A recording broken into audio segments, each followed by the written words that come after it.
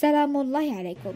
فحوصات أولية تؤكد للركراكي غياب حارث عن كأس العالم. تعرض أمين حارث نجم وسط مارسيليا ومنتخب المغربي لإصابة تبدو بالغة خلال مواجهة فريقه مع موناكو تهدد بشكل جدي قدرته على التواجد مع أسود الأطلس في كأس العالم قطر 2022. صاحب 25 عاما تواجد اسمه ضمن قائمة المدرب وليد الركراكي لخوض مونديال الذي سينطلق في 20 من نوفمبر الجاري في قطر، لكن يبدو أنه في طريقه للخروج من القائمة بعد الإصابة التي داهمت ركبته خلال مواجهة الليلة.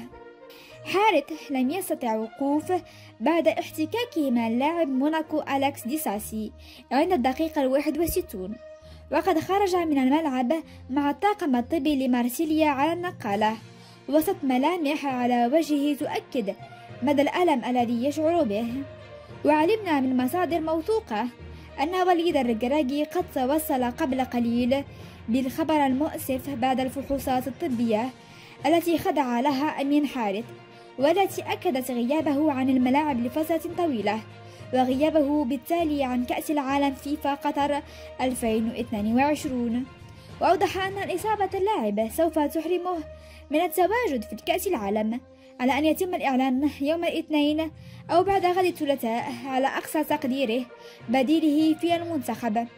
المغرب وقعت في المجموعة السادسة مع كرواتيا، بلجيكا وكندا، وستفتتح مشوارها بمواجهة وصيف نسخة روسيا 2018 في 23 من نوفمبر الجاري.